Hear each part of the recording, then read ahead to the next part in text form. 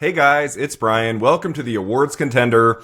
It is time to begin the final Oscar prediction series. So of course, I have Cody Dericks back to break it all down. We have 24 categories to talk about, Cody.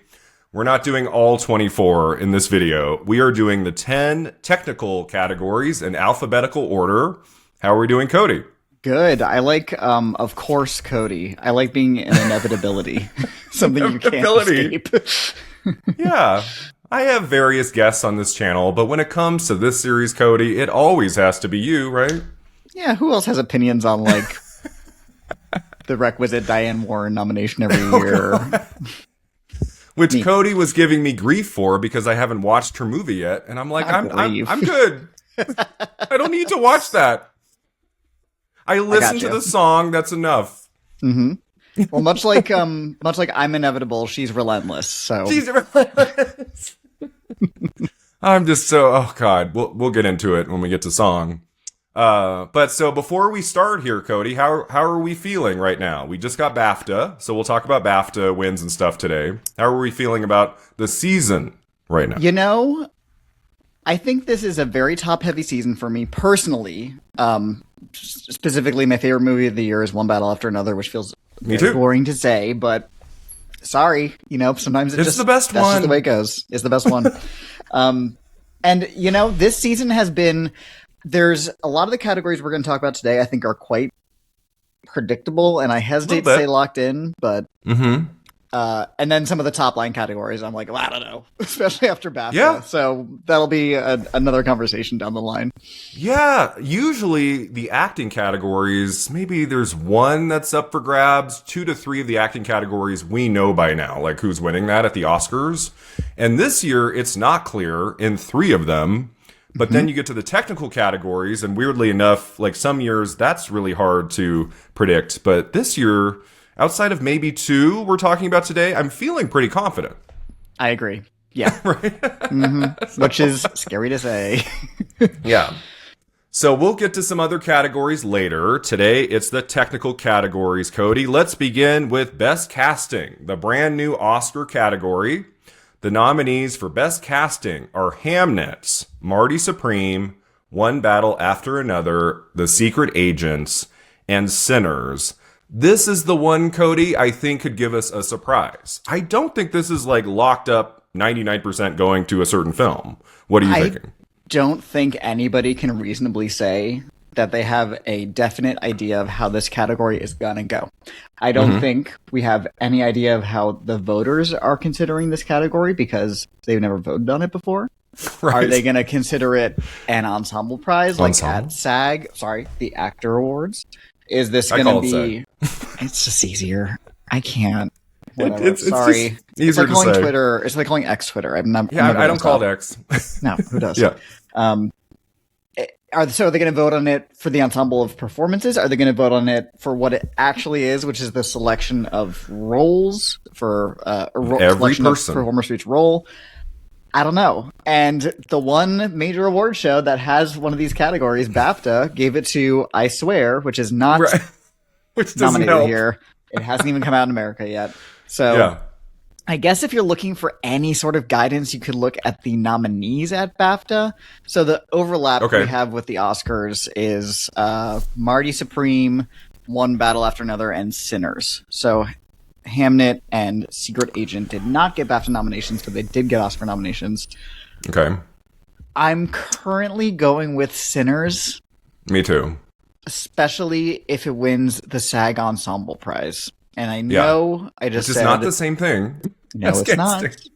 But I think a lot of the general populace of voters in the Academy may consider it basically an ensemble prize. I don't know, though. I might be wrong. And there's no way to know. Because if it goes to Sinners, that doesn't mean that they're only voting on the performances, because there's amazing selections of actors. Like, they found Miles Caton. They, the Michael B. Jordan playing 2 roles. I mean, Michael B. Jordan being in a Ryan Coogler movie. Maybe not a coup of casting. Took a long time. Took a long time to say, who should play him? How about Michael B. Jordan? Exactly. So I'm going with Sinners, but I could easily see it going to One Battle After Another if that movie is just on fire that night, especially, which is very possible. Yeah. I think One Battle is the other one that can take it. I mean, I think my choice here would be Marty Supreme. It's such a creative use of casting from the big roles, the smaller roles. I don't think it wins though. I think it's One Battle or Sinners. Yeah. It's just like Sinners has such a rich, like diverse group of people in a variety of characters, good and evil and everything. That one makes sense to me. Francine Maisler is also a legend. She's incredible. She's been casting films for decades. Like I worked in casting almost 20 years ago and I knew of her name. And like I think I might have called her office once to see if she had any jobs. And the answer was no. And now that denial led to an Oscar nomination. No. So, but I think like she's the name of these five, like I was aware of before like this year in the nomination. So that might help too. Even if Sinners doesn't win picture, it only wins one or two top categories on Oscars night. I still think it can win this. I agree. I think this is one of the more likely categories for it. Yeah. I think it's solidly between those two. I don't see it going to Hamnet. That's quite a small cast, even though the selection of the brothers Jupe is quite extraordinary. Yeah. Secret Agent has an amazing, rich ensemble of mostly non-actors, which is very impressive. That would be something. What if it's Secret Agent? That was a cool nomination. I really like that. And Marty Supreme similarly has a rich ensemble of people who you might not otherwise see in movies. A lot of people making their screen debuts. But I think just based on the strength of the film, it's squarely between Sinners and One Battle, and I'm going with Sinners for now. Yeah, it's close for me. It's not like, oh, it's clearly Sinners. I feel like just by a little bit, I think Sinners will edge out One Battle. And agreed about Hamnet. You don't look at that film and would automatically say, oh, this has to get into casting. It's a small group of people. I'm happy, Cody, it's not just 5 huge ensembles of like 20 actors. I like that Hamnet slips in here. Because casting, it's not just about like the amount of people. What I will say is that I was really hoping for something like Weapons to get in because I'm a little annoyed that this is yet another category where all 5 nominees are Best Picture nominees, and I hope that's not like the trend with this category for the rest of time. But I mean, we've talked about it in decades past, Cody. Like, often you would get like a lone nominee in certain technical categories that happened all the time in the 80s and 90s and stuff. And now it's sometimes it feels like they watch 15 films. Exactly. Yep. That's exactly what it is. I find it quite frustrating. It's a little annoying. Yep. But yeah, so I really don't see, could anything happen between now and Oscars night where we switch over to One Battle? Like, I don't think is there a casting prize coming up here that I'm not familiar with? I mean, there might be a guild I'm not aware of. I think if One Battle just keeps dominating the guilds like it has so far, that doesn't hurt. And especially if it does well at SAG, if it wins like 2 or 3 individual acting nominations or categories and ensemble, then I think we're just looking at a huge night for One Battle, which could include casting. Yeah. But Sinners has 16 nominations, so people will be watching it. So I think like there's going to be... True. I don't see a reality where Sinners just loses like every technical category with 16 nominations. That would surprise me. I think it's not... I think what we're in for is Sinners winning less Oscars than some people might think, especially the general population that looks at 16 nominations and goes, well, it must be winning Best Picture then because it got so many nominations. It broke the record, blah, blah, blah. We don't have to vote for it. Day of the nominations, I said that was going to happen, and I think that's what's going to happen. So we'll see. I think Sinners is good for a small handful, but I don't see it taking an exorbitant amount of awards. Yeah, but I think in a close race with One Battle, it is likely going to win Best Casting. So our final prediction for Best Casting is Sinners. All right, next up is Best Cinematography. The nominees are Frankenstein, Marty Supreme, One Battle After Another, Sinners, and Train Dreams. So BAFTA, Cody, went to One Battle, and I think it's probably going to win. What are we thinking? This category is interesting because for the longest time, myself and most Oscar predictors were going with Sinners for I think the biggest reason is that they made such a show when the movie was coming out of the formats, the 70 millimeter, the IMAX. Right. There was that amazing video of Ryan Coogler explaining the different formats. And recently, this category has gone to movies that emphasize that type of care for cinematography as a technical craft. Like last year with the Brutalists with the VistaVision, and Oppenheimer 2 years ago with the IMAX and the 70 millimeter and all that. They seem to really appreciate movies that emphasize like the celluloid and the practice of filming something rather than just pretty images. So I thought that would help Sinners here. I did see a lot of critiques about some of the nighttime shots being kind of hard to make out in Sinners, and I actually do share that critique. So it's very dark. Yeah, I watched it again. I watched it again recently 2 weeks ago, and in the daytime, and I couldn't see a lot of the movie. And even in theaters, it was tough. It's just kind of the modern styling, but it's a gorgeous movie. Yeah, there's just that note to it. And then One Battle has just kept winning prizes. It won British Cinematographer Society, I believe is what it's called. It won the BAFTA, like you said yesterday. Train Dreams won at Critics' Choice and has won a good amount of critics' prizes, but so is Sinners. So the thing is, Sinners has just not won a major guild or televised cinematography award. If it wins ASC, American Society of Cinematographers, then we can talk about it winning. But until then, I don't think Sinners is winning this, and I do think it's going to be one battle after another. Yeah, like maybe if Sinners comes on really strong on March 15th, it starts winning a couple places we didn't expect. Like, and it maybe it could take this, but Train Dreams is also up there. I just don't know if the movie is strong enough. I don't know if there's enough momentum for Train Dreams to win something. You know, it might just be a case where the nomination is the win for that film in this category. So I don't think the other two films have a shot. So just, I mean, I think about One Battle. There's so many memorable sequences in that visually, but especially the car chase at the end. I'm just like, I think that might give it the edge here. I agree. And to my earlier point, they also shot this in VistaVision. VistaVision. They had a 70 millimeter or 35 millimeter theatrical run. So it fits that criteria of movies that emphasize celluloid and format. So I think it's looking pretty good for One Battle here, which is not what I would have said even a week ago. Interesting. So for many, many weeks, you were leaning to Sinners. I mean, there is that really famous long shot in Sinners, which is incredible. So I've always looked to that. I was like, well, maybe Sinners could win here. Yeah. Just seems like One Battle is coming on stronger at the end. Agreed. Yeah, I think we're just in for a big One Battle night at the end of the night. Which I'm not complaining about. I think it's going to be a pretty good night for both Sinners and One Battle in a variety of categories. Right now, I'm thinking One Battle will do a little better, especially in the top couple categories, but we'll talk about that later. But in cinematography, so we're both in agreement on One Battle here? Yeah. All right, so our final prediction in Best Cinematography is One Battle After Another. Best Costume is next. The nominees are Avatar, Fire and Ash, Frankenstein, Hamnet, Marty Supreme, and Sinners. So I think there's a clear leader here, Cody. I mean, maybe we could get a surprise, but it's probably Frankenstein, right? Yeah, this is...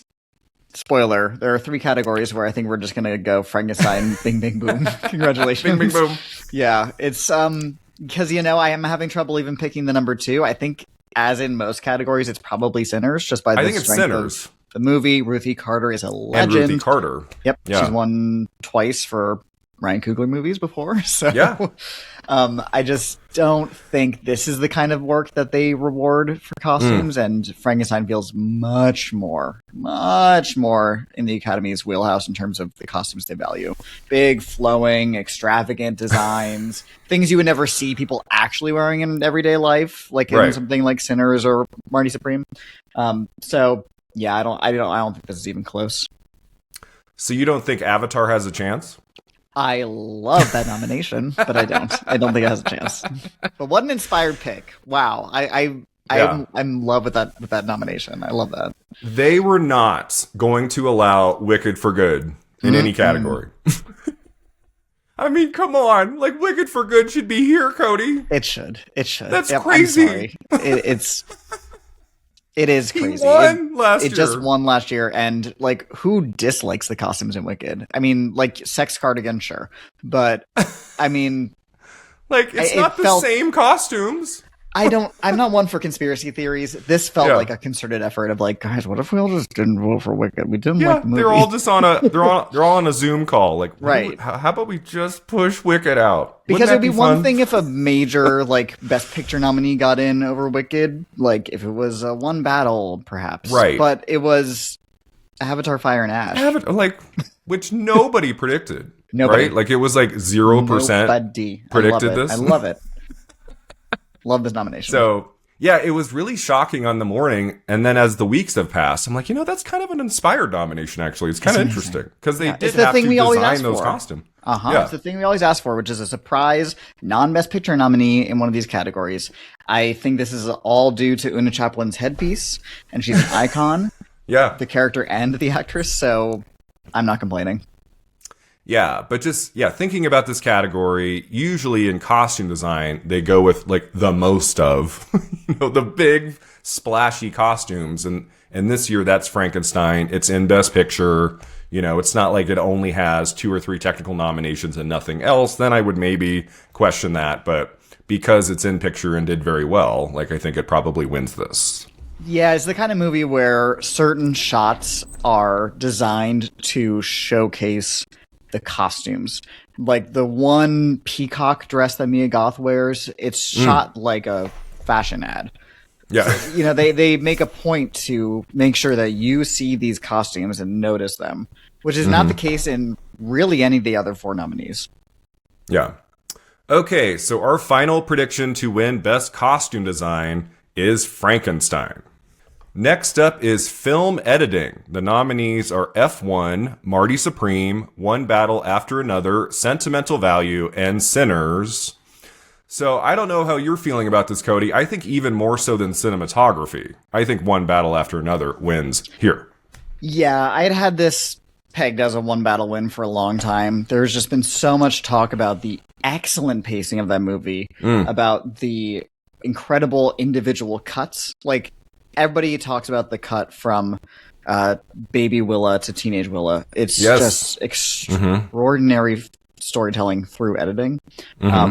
The movie is exciting. The first 40 minutes are basically one giant montage, and it never stops or slows down or feels boring or anything. It's just an immaculately cut movie. I thought for a little bit F1 had a chance here, especially when it got that picture nomination. It won Critics' Choice, and it has very flashy editing, and racing movies do well here. Like, oh god, what was it called? The frickin' Ford versus Ferrari. Thank you. Ford v Ferrari. Wow, I can't believe I pulled that out. Ford I have not Ferrari. thought about that movie since. Yeah, it's fine. That one here. But once One Battle won at BAFTA yesterday, and the BAFTAs have a habit of giving best editing to car-based movies more than the Oscars. Right. I think this is One Battle's. Yeah. F1, I do feel like in a way is in second. Like, if F1 surprised us somewhere on Oscars night, it would be here, and we'd be like, oh, okay. Would that signify weakness for One Battle? Like, earlier in the night, if it loses here? For picture? I don't think so, because for the longest time, I and others had it losing cinematography and film editing, and therefore not winning anything below the line. But I don't think that matters. Recently, you don't have to be the top Oscar-winning movie to win Best Picture. It happened just last year with Anora.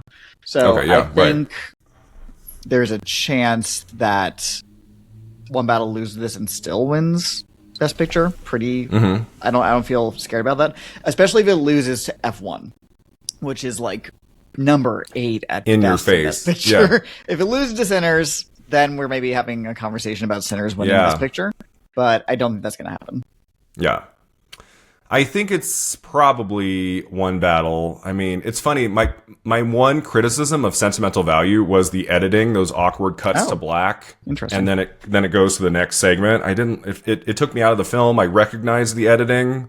it wasn't seamless the way it's totally seamless in One Battle, cutting to different stories and characters and stuff. And then it's nominated here. I was like, okay.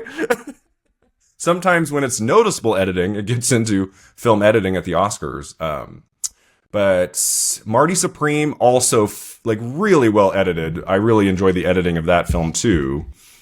Like, is Marty Supreme going to win something on Oscars night? It didn't win anything at BAFTA. Well, maybe. We will talk about it another time. 11! It was nominated for 11 BAFTAs. It won nothing. That's a little scary to me. They didn't dream big? Yep. They didn't dream big. Yeah. I mean, obviously, our predictions for the acting categories will be after SAG in a few days. So we'll see what happens there, and then we'll talk about it. But I don't know.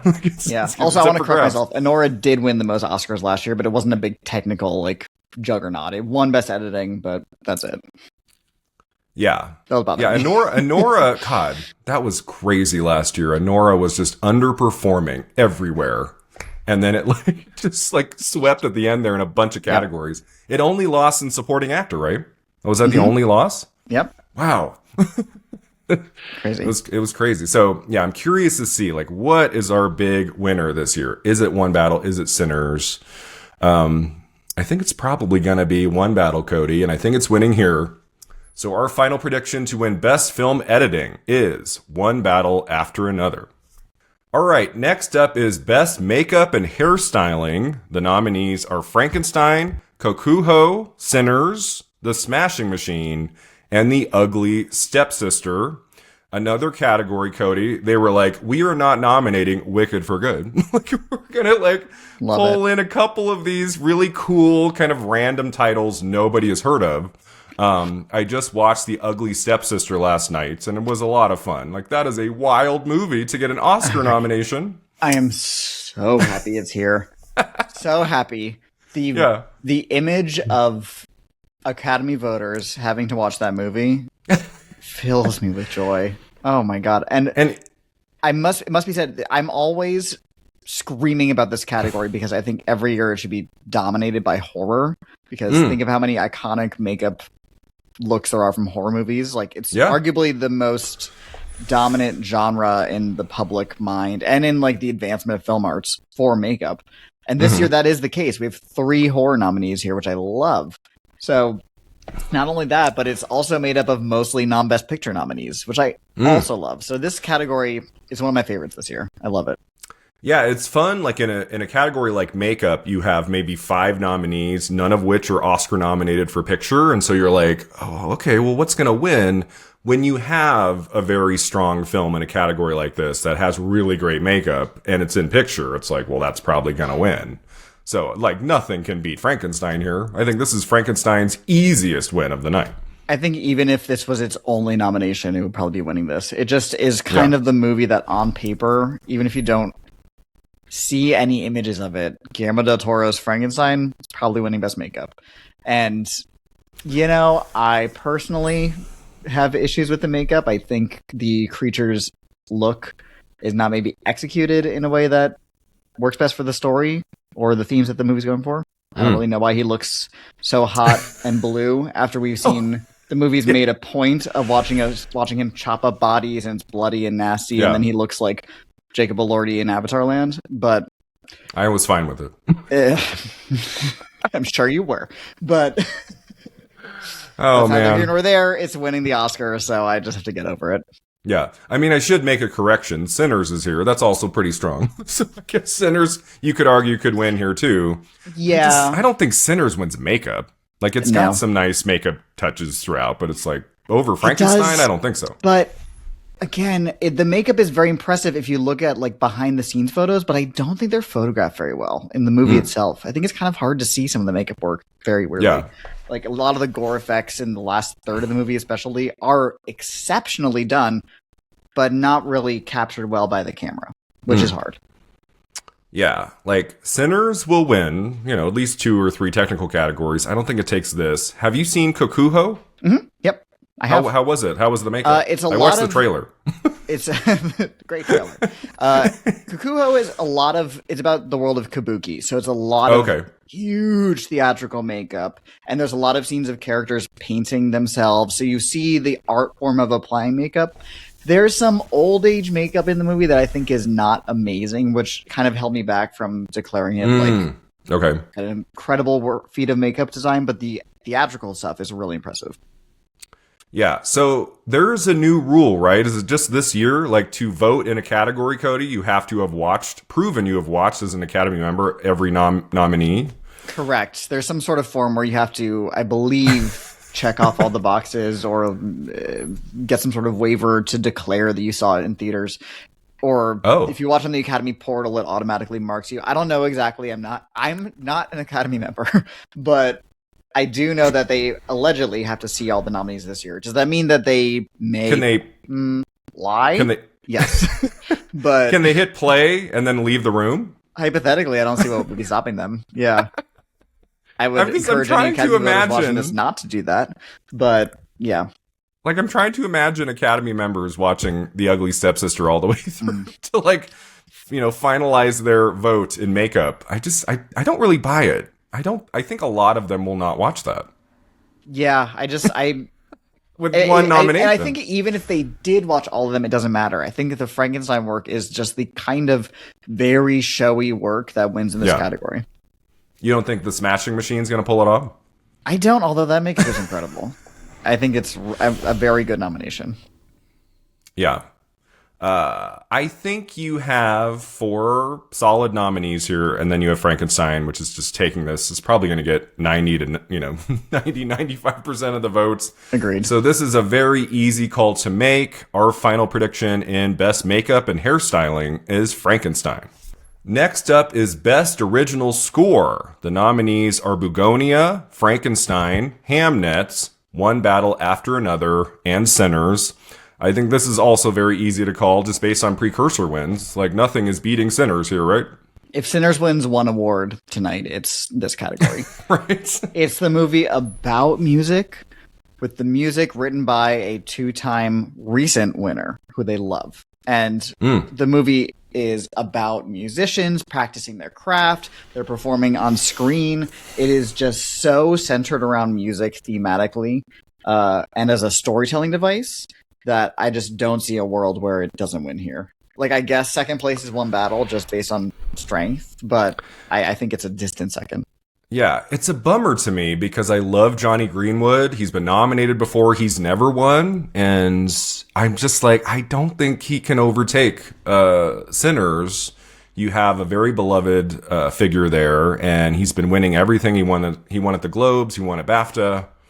Like, I think especially with that movie being so, like, surrounded by music and stuff too for so much of the narrative, I think it probably wins here. My choice, Cody, would be Bugonia. I love that score. It's so great.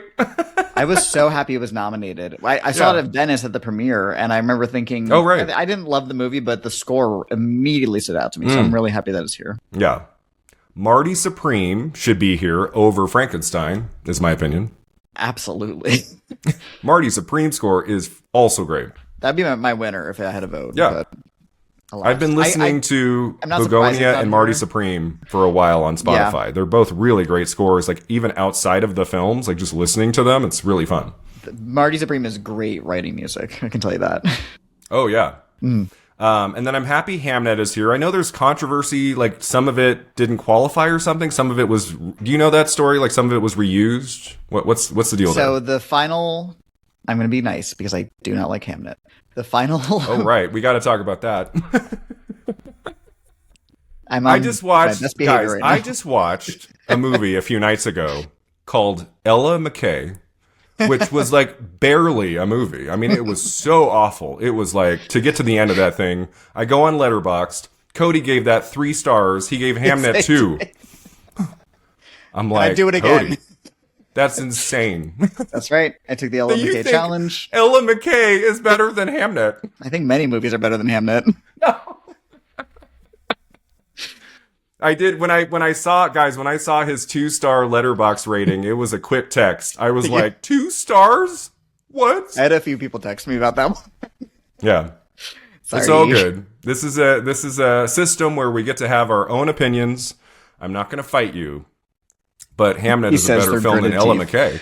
Yeah, well, maybe if Hamnet was the governor of the state he was born in, or whatever. If Hamnet had more Jamie Lee Curtis and wild wigs, maybe he would have given Hamnet 2.5 stars. Mm-hmm. Maybe. But okay, part of the reason why I gave it 2 stars is the use of the Max Richter track on the nature of daylight, which is what's used in the final scene. The big moment. The big scene was previously used for something else. It is an existing track of music. It was written by Max Richter for something 20 years ago, I believe. Oh, just a okay. piece. He's a classical music. He's a modern composer. He just wrote it. so reductive. He just wrote it. So instead of creating a new piece for the last scene, he used an existing track from 20 years before. It's been used also in many pieces of media. It's in the opening montage of Arrival. It was in The Last of Us, I believe. It was in The Leftovers. It's probably been in 20 movies and TV shows before this. It is not original. So, but that didn't disqualify the movie's score from being used.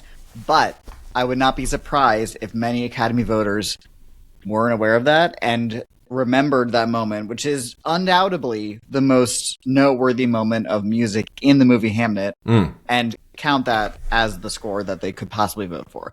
I don't think it helps the movie here. I don't think it's going to win. It's probably at best 3rd place, but that's what happened with the score. So to be disqualified, it has to be like 51% of the movie? You have to have 60% original music or 80% if you're a sequel or franchise movie. Oh, okay. That makes sense. Right. Gotcha. So you can use an existing track you made 20 years before in a scene or two, and it's okay. Okay. You just have to have the majority of the music used in the movie be written for the movie, which is why you get something like Wicked nominated last year, even though everybody was like, but they're just reusing music from the stage show. And yes, mostly, but there is enough original stuff there to qualify it. But that doesn't mean that Academy voters who are voting on the category are going to consider that. They're not listening to only the 60% of music, which is often interspersed in tracks that use existing music, and considering that when they vote. That's interesting. Yeah, it's like, I wonder what the decision was there. He recognized this is the best piece of music for this scene, and I've already made it. I think about, did you see Captain Phillips with Tom Hanks? At the end of that movie, there's this really intense piece of music that when I watched it in the theater, I thought, that's the exact same music at the end of United 93. That was made 7 years before by the same director. It was the same music. There you go. I'm like, he's reusing the music from the end of that film. And it took me out of the movie when I was watching Captain Phillips. It happens a lot. I imagine a lot of the reason is because when movies are being edited, they use temp tracks, which is existing pieces of score that are used to fit the moment, just to give the editors an idea of what it could look like. And a lot of times the directors go, oh, I really like how that sounds. Can we sound like it or just straight up use it? That's probably what happened. Okay. Here. Interesting. I wonder if knowing that will change any of my opinion of Hamnet, knowing at the end it's not music specifically written for the movie. I don't think I'm going to care that much. I had never heard the track before, so I don't know. You have. You just didn't know it because it's in Arrival. Oh, it's in Arrival? Yeah, it's in the opening of Arrival. The whole opening montage. Huh. Yep. I have only seen Arrival the one time. I've never rewatched that. Rewatch Arrival. I should watch it again. I think I might do an Amy Adams video this year about her Oscar snub for that film. I'm thinking about doing that. It's the 10-year anniversary, so I might rewatch Arrival this summer and make that video. Arrival's one of the movies that's even better on rewatch when you know what's coming. Yeah. To people like me who did recognize the music immediately in Hamnet, it was part of my problem with the ending of the movie, and I've seen that critique around. But again, I don't think it hurts the movie here. In fact, I think it probably helps it. Up until then, it was 5 stars, but then the last scene with the music, 2. This must be a difficult season for you, Cody, with Best Actress. You're like, are you kidding me? I have no problem with Jessie Buckley doing well. She's good in the movie. The problems I have with the movie are undoubtedly it's not her. The screenplay, I think, is... But that's just You didn't think the screenplay needed to be nominated? I bet you were thrilled last night when it didn't at BAFTA when it didn't win adapted screenplay. Of course it wasn't going to win. Of course it was. People were predicting it. Well, people were wrong. I was like, no, I think it's PTA. I shouldn't talk. My BAFTA predictions were terrible, but I got that category right. You got like half right. Yeah, like everybody. Nobody, knew what was going on there. Yeah.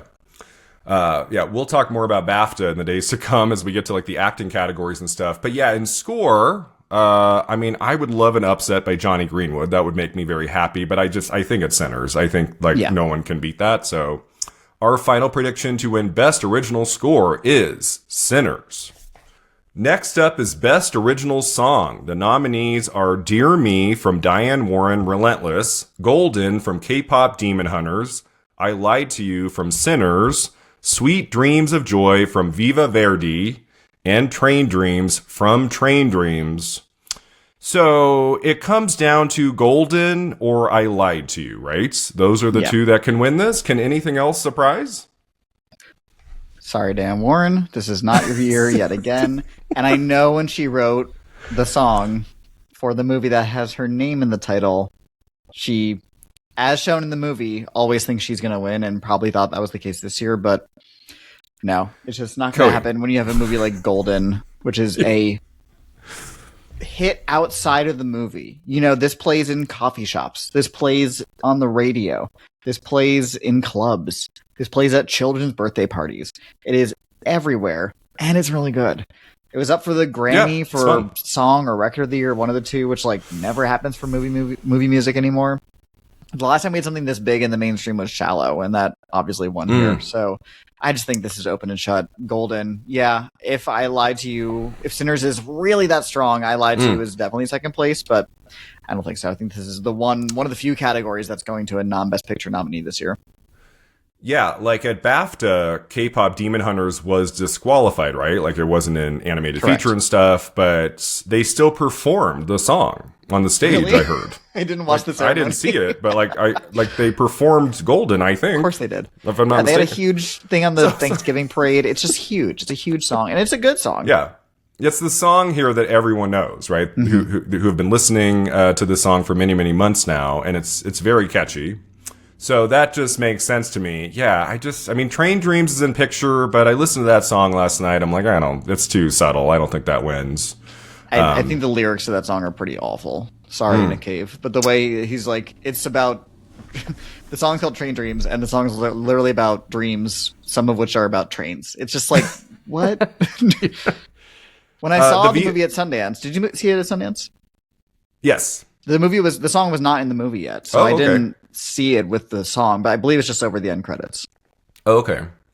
The Viva Verdi song was okay. I was like, this is kind of nice. It's beautiful. It's not really one that would win, but I was like, okay. Because that's probably the song that took over Wicked for Good, The Girl in the Bubble, right? Was Absolutely. The Viva Verdi song?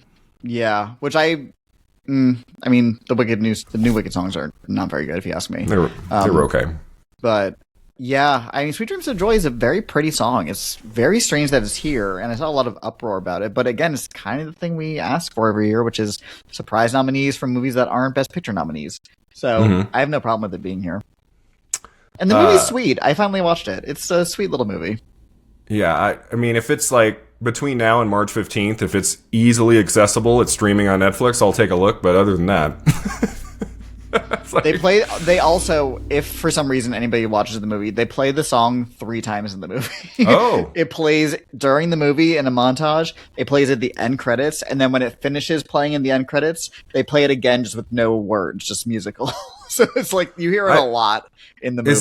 Is this true? I thought I read something like the song was made in 2017, but it was for specifically this film. So it's correct. Okay. Yes, exactly. Yeah. So the distinction is if a song is written not for the movie and just gets plugged in. Like the famous example is Come What May from Moulin Rouge, which was original, but was originally written for something Romeo else. Plus Juliet. Oh, right. Yeah. Mm-hmm. And then they got repurposed into Moulin Rouge, even though it had not been heard by anybody but the composer until Moulin Rouge, because it was not written with the intent of going in that movie, is disqualified. Whereas Sweet Dreams of Joy, even though it's a 10-year-old song, it was written for this documentary, which just took a long time to make. Yeah. It was written for a movie that was not completed for 8 more years. Right. Well, it makes sense when you see the movie. It's a thing. Okay. Gotcha. But, yeah. And now it's an Oscar nominee. Yeah, there you go. And then Dear Me, I listened to for the first time last night. It's fine. It's very generic. Oh, Dear Me. It's like, it's not memorable. Have you seen that video, Cody, of her in like her home, like theater or something? She's surrounded like by 20 of her girlfriends on Oscar nominations morning. And they say her name and she just starts doing this and they all come over and hug her. And it's like this. I mean, I'm just like out of my mind right now, Cody. I can't take it. Oh my God, I got my 37th nomination. It's like a monkey's paw. It's like, I want to be recognized by the Academy. Okay, you will. Every single year. You will never win. I'm so sorry, Diane. Like, can she write a song for the Odyssey, Cody? Can we just finish this? Here's why she cannot. And why? This is actually interesting. So they go into this in the movie. She requires that she owns the rights to all her songs, which is why she only really writes for movies you've never heard of. These little documentaries or movies, independent movies or Netflix movies. Because if she were to write a song for, to your point, The Odyssey or Sinners, then the studio owns the rights to the song. And that is just not what she does anymore. So that's why she'll never write a song for like Armageddon or Pearl Harbor or one of those movies. Yeah, I was going to say like her Armageddon song, she doesn't own the rights to that? She may now, but at the time she didn't. And going forward, she only will write a song if she's able to own the rights. Well, couldn't she just one time for a giant Oscar contender? Just once, Diane. Just say, you know what? I'm going to give away this one song for this huge film. Christopher Nolan's calling and wants a song. Write the next Bond song. Yeah, if the next Bond movie. Because until then...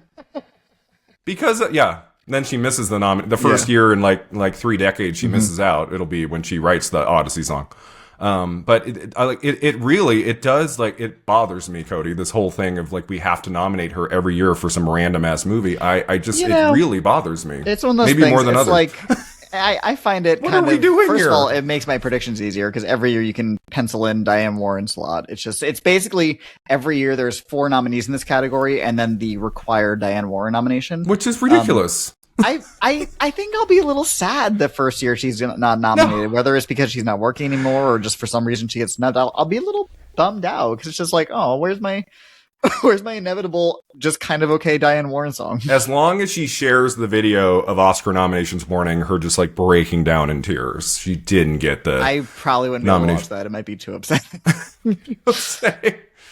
Yeah, but there was a video I watched a few weeks back where someone, like, it was like a round table, like 3 or 4 people, and the guy was like, I mean, it's something we look forward to every year, right? It's the Diane Warren nomination. And I'm like, no, not all of us look forward to that. I think it's fun. It's fun. I like my traditions. But there is something kind of entertaining, like putting her through this, like year after year of just never winning is kind of entertaining in a way, as long as they show her reaction, which is usually just like, very little stone face. But I guess it allows her a free ticket and a guest to the Oscars every year until she dies. Mm-hmm. But do you agree with me, Cody? Long after she's dead, she will still be getting the yearly nomination. Do you agree with that? I'm sure she has some stuff banked up. Like 2 decades later, she's still there, and we're like, wow. Yeah. She writes a million She banked songs. 172 songs, and she's lined up the film. Okay. Yep. Okay. End of rants. I think the only other song that can win here is I Lied to You. If Sinners has a very good night, I could maybe see that happening, but it's got to be Golden, right? I think it's Golden. Yeah, I think I Lied to You is not my favorite song in Sinners. I think it's mostly become the song that gets nominated because that scene is so great. It's the best scene of any film this year. I didn't love Sinners. I think it's very good, but that scene is the greatest moment in films in 2025, if you ask me. So I think just based on the strength of that scene, the song has to become kind of like the de facto nominee. I would much prefer something like Pale Pale Moon. But yeah, I think it's obviously second place, as it is in many categories for Sinners, but this is Golden. Have you ever done karaoke to Golden? I haven't. It's very high. I do like singing, but I want to see Cody Dericks do karaoke singing of Golden. It'd be fun. I mean, I can get up there, but she sings pretty high. If it wins, maybe I'll post a video of me singing. It'll go right here on the awards contender. I think I would have to react to it. It couldn't just be you doing that, and then like there'd be a copyright strike, and I wouldn't be able to keep it up. Like it would be bad. Never mind. Cancel the plan. Sorry, listeners. All right, so our final prediction to win Best Original Song is Golden from K-Pop Demon Hunters. Okay, Best Production Design. The nominees are Frankenstein, Hamnets, Marty Supreme, One Battle After Another, and Sinners. I haven't mentioned any of these titles yet, right? We haven't talked at all about Sinners or Hamnet or One Battle. Like, what's that about? I'm vegetarian. No, thank you. Stupid. I'm not even vegetarian. It is just like, I know these are like 5 of the strongest films of the year, but couldn't we throw in something kind of interesting, unexpected in production design? Like, no? Yeah, I find this kind of a boring category. As much as the work here is, there are impressive things to note, but I think maybe only 2 of these would make my personal ballot. One battle being here is interesting, like for production design, like contemporary films. Do they get into this category very much? Not often, but it is a very impressive feat of production design in that there are so many sets. It's a big movie with a lot of locations. And I think there are really individual, literal set pieces that showcase the sets really well. Scenes like him crawling in the tunnel, or the sensei hideout where we're going through and we're seeing all the different rooms, things like that, or even something like the Christmas Adventurers Club with that mural behind them. Oh yeah. There is a lot of effective work that does a lot of immediately telling the audience what kind of space we're in. You know, whether it's dingy or cluttered or busy or pristine. The set tells a story just as much as the writing does, which is true of what all good sets should do. I don't think that's the case of all the nominees here, but I'm happy that One Battle is nominated here. Yeah, your enemy is here, Hamnet. Are you pissed? You pissed? Hamnet's production design is fine, and they remade the globe. That's very impressive. I'm not going to slight it. Okay. They didn't reuse that like they did the music? No, that is weirdly they reused the music, but not the globe, which you can just go to. Oh, gotcha. Frankenstein is the one here. I'm like, okay, it's like it was always going to get nominated, and it's shocker, impressive. It's going to win. It's just the kind of thing where I think the set's design are very well done, but the execution is lacking. It has that kind of phony Netflix look. It doesn't look very authentic. Not that it's trying to look authentic, but it just looks like sets, Yeah. Like they're walking around that lab set, that kind of Reservoir Castle thing, and I'm like, this is just nothing. This looks so phony. I mean, when I saw that at TIFF, the first 45 minutes, I wasn't really engaging with the narrative. I was struggling a little bit, but I was really noticing the production design and the sets. And I was like, wow, like this looks really cool on that level. So I'm all good with this nomination and probable win. It's all good to me. Frankenstein to me is just tough because it's like every other shot or set is impressive, is beautiful. And then there'll be a shot that just looks like Netflix slop. So it's really tough for me. I'm so middle of the road with that movie. There's so much stuff. There's things I love about it. There's things I hate about it. Could anything upset Frankenstein here? Could we get a surprise Sinners win here? No. Again, Sinners is just second place, like everywhere. Just like based on, I think the strength of the movie.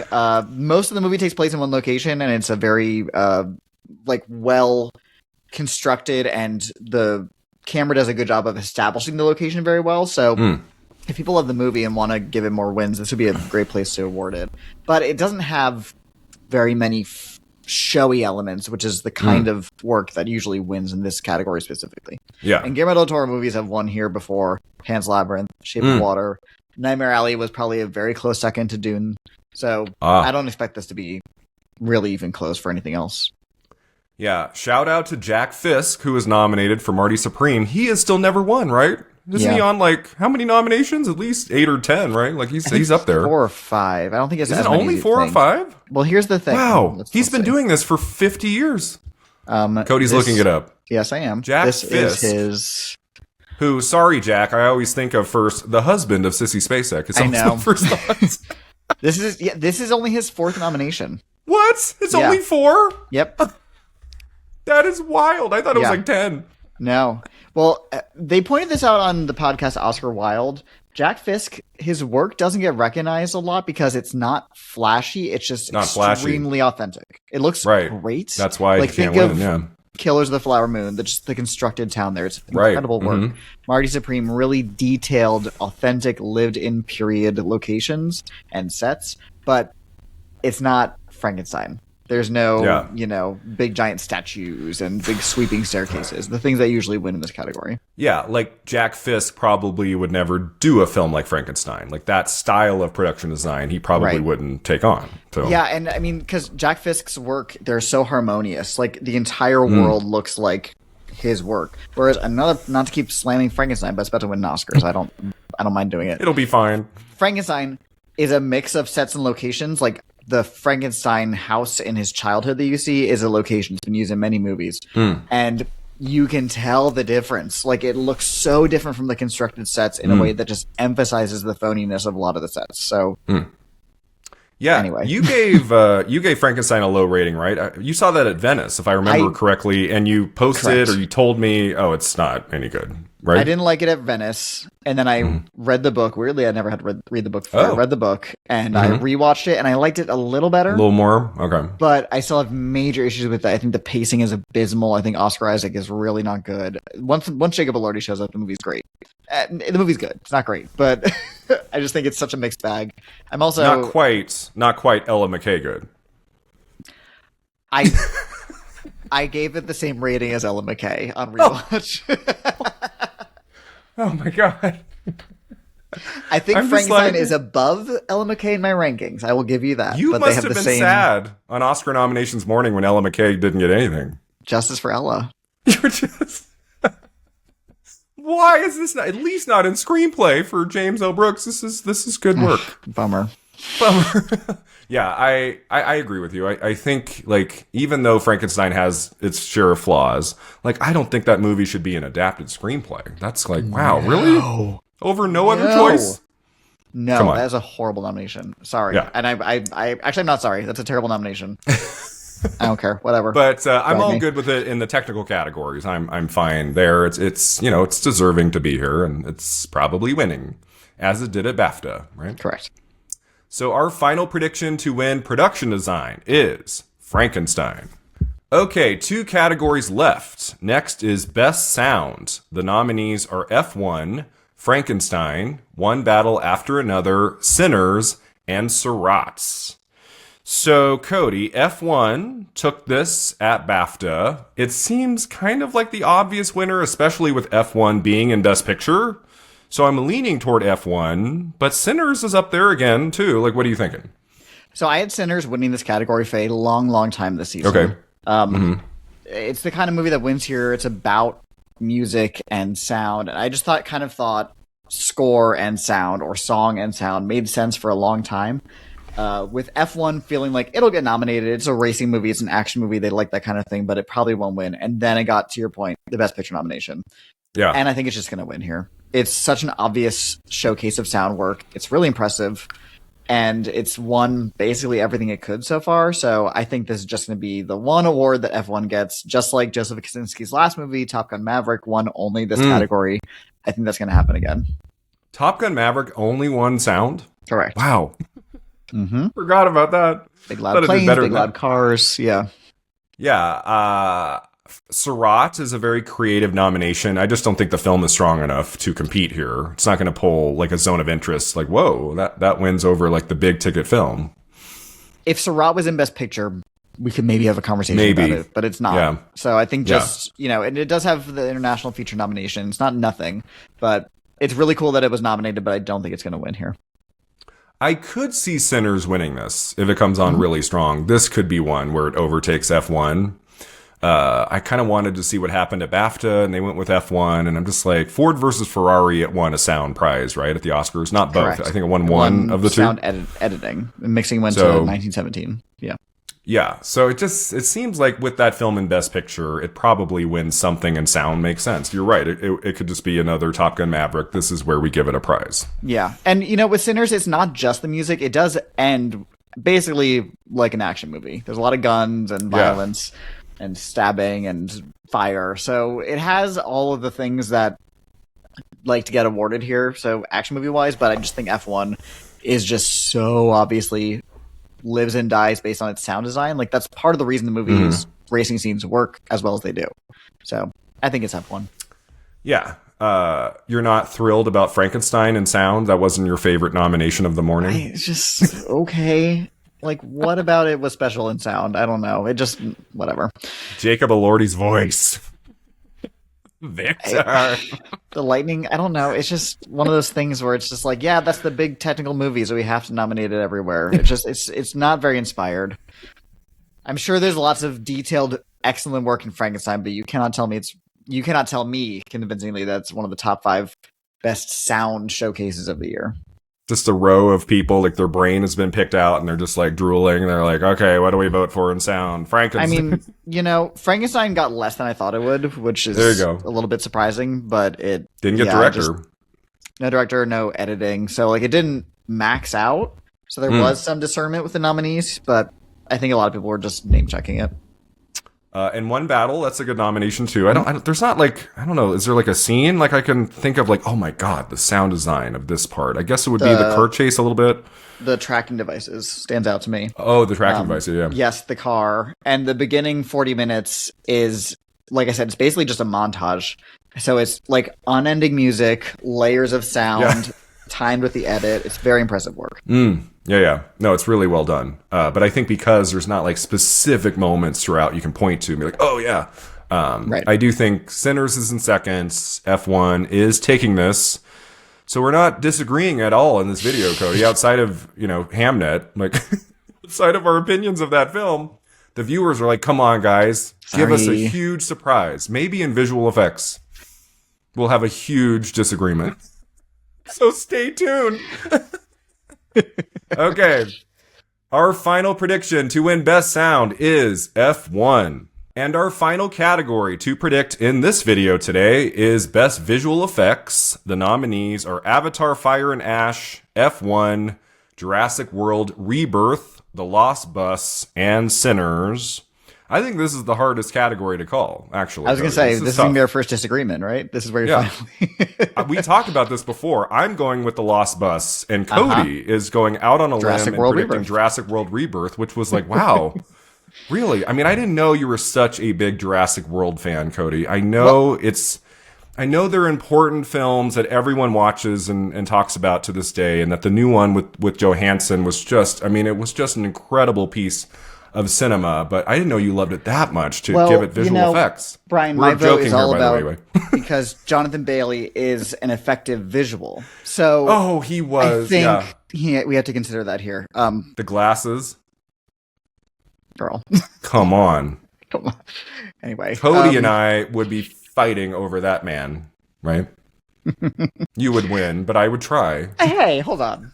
I would, but put up a fight. Yeah, he would. Bailey would go for you. More annoying and scrappy. But I would have made a play for him. And visually, Jonathan Bailey in Jurassic World Rebirth is quite nice. But does he alone give the film this nomination and your prediction for it to win? Oh my God. Joking aside, this, even without the Best Picture nominee, this is Avatar Fire and Ashes to lose. Like, no question. It won the BAFTA last night. Exactly. Sinners. Once again, Sinners is in second place. But no way. And I Sinners think need this nomination more because they could have nominated like other big contenders here, like Frankenstein, or if they decided to like Wicked could have been here, but they didn't. So yeah. They've never nominated a Jurassic World movie, right? Like the last Jurassic film, I think, to get a visual effects nomination was the second one, Lost World, if I remember right. Almost 30 years ago. Yeah. So what is it about Rebirth that they thought was worthy of inclusion here? I think a lot of it has to do with how Gareth Edwards makes these types of movies, because his movies usually get nominated here. Rogue One, The Creator, which probably was in second place in this year for visual effects. He's very good at showing scale, and also this movie was shot on film, and they really tried their best to make it as close to the feeling of the original as possible. They failed, if you ask me, but I think the dinosaurs are well shot, which is weird to say because they're computer creations, but they're not real. Hate to break it to you. Not real. anymore. Something bad happened. But I think that's why they got nominated here.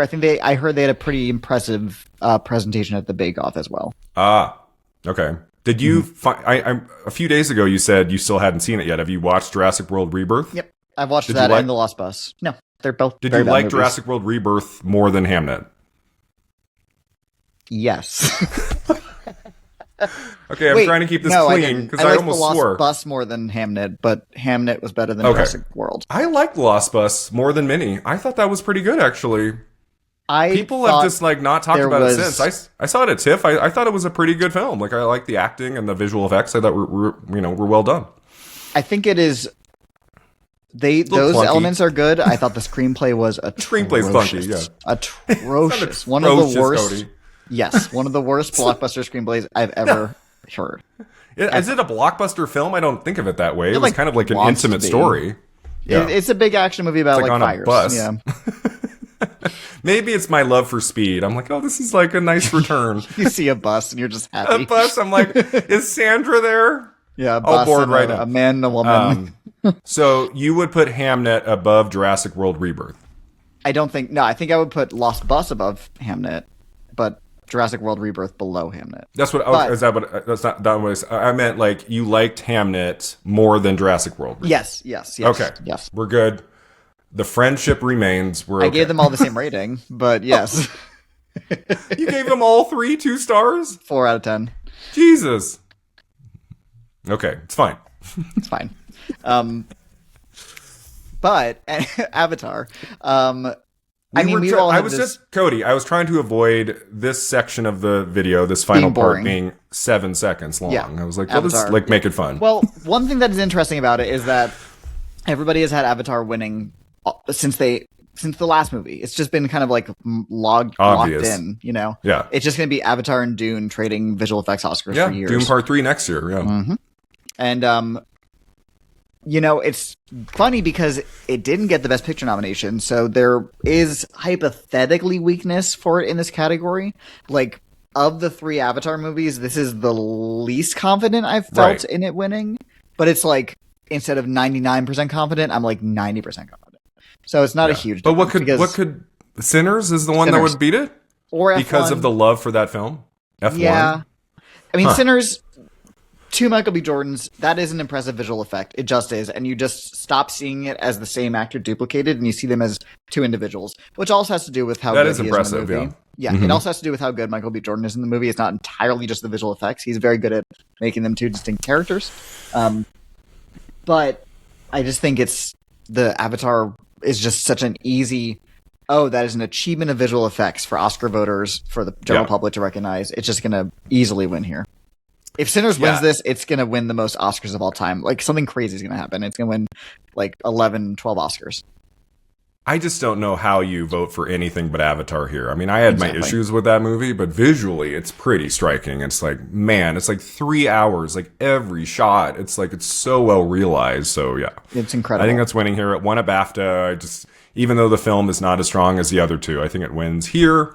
So our final prediction to win Best Visual Effects is Avatar: Fire and Ash. So that was fun, Cody. We're going to do a few more videos. Our next one in a few days will be features and shorts. We will predict the 3 shorts categories along with animated feature, international feature, and documentary feature. So that's coming up in a few days. Any final thoughts about the technical categories? How are we feeling? It's weird to say I feel confident because something like BAFTAs did throw us for a loop, but not really in these types of categories. So I'm feeling pretty good, unless some things shake up in the next few days. There's still some guilds that have to get handed out, like cinematography and production design. So things could shift around, but I don't really think with these categories too much is going to change. I waited till after BAFTA, Cody. I thought about doing this video 2 weeks ago, and I was like, well, let's wait and see what happens at BAFTA. I think the later we wait, it's a good thing to try to get these predictions correct. So, there might be a couple guilds coming up we haven't seen yet, but I'm feeling pretty good. Casting is the one I will keep my eye on. I feel like casting could be a surprise there. It might not be Sinners, but That right now, that makes the most sense. We just don't know how they're going to vote. We can't say with conclusive evidence, this category always goes to this type of movie. And we just can't say that because it's brand new, which is good, which is fun. So we'll have you back very soon, Cody. If you can tell our viewers where they can find you online, now would be the time. Yep, you can find my writing and podcasting at Next Best Picture and Awards Watch. I have my own horror movie podcast, Halloweeners, and you can find me on every social media platform at CodyMonster91. All right, awesome. Yeah, we will be back soon with features and shorts predictions. Let us know in the comments below, what are you predicting to win in the technical categories at the 98th Academy Awards, and I will see you next time at the Awards Contender.